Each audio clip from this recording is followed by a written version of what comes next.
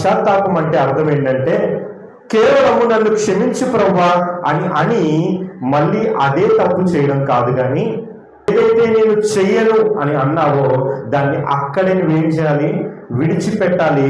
విడిచిపెట్టి తిరిగి చూడకుండా ముందుకు కొనసాగిపోయే వ్యక్తివై ఉండాలి. హల్లెలూయా. తప్పిపోయిన కుమారుడు కొరకు లూకాసు సువార్త 15వ అధ్యాయంలో మనందరికీ తెలిసిందే కదా. ఈ యొక్క తప్పిపోయిన కుమారుడు గురించి ఆలోచన చేసినప్పుడు తండ్రి దగ్గర నుంచి దూరం అయిపోయాడు. తండ్రి దగ్గర నుంచి తనకు ఆస్తి రావాలని కోరుకున్నాడు.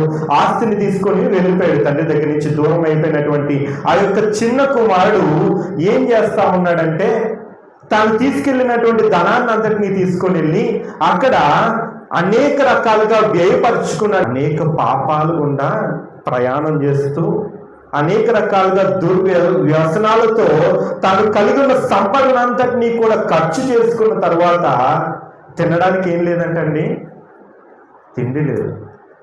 అప్పటి వరకు ఉన్న స్నేహితులు లేకుండా పోయారు, ఎక్కడ కనబడకుండా పోయారు. ఆ సమయంలో తినడానికి తిండైనా లేక పందులు తినే పొట్టు తినడానికి ప్రయత్నం చేసినటువంటి ఆ యొక్క కుమారుడు అది కూడా దొరకక ఏమవుతా ఉన్నాడంటే బాధపడతా ఉన్నాడు. ఎందుకో తెలుసా బాధ?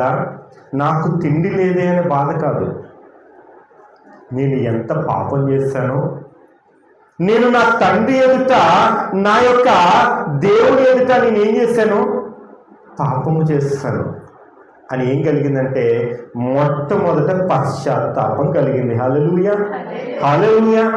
అక్కడి వరకు అందరికీ కలుగుతుంది కదా. మనలో ప్రతి ఒక్కరికి కూడా అక్కడ వరకు కలుగుతుంది.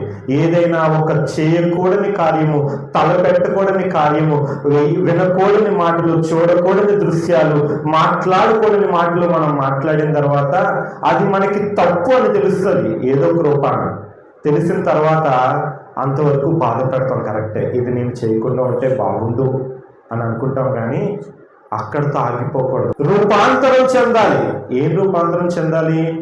కన్నీటితో ఎంతగానో ఏడ్చినటువంటి ఆ యొక్క కుమారుడు ఏం చేశాడంటే తిరిగి నేను ఎక్కడికి వెళ్ళాలి, నా తండ్రి దగ్గరికి వెళ్ళాలి. హల్లెలూయా, హల్లెలూయా. ఎందుకో తెలుసా? నా తండ్రిని మళ్ళీ నన్ను చేర్చుకుంటాడు.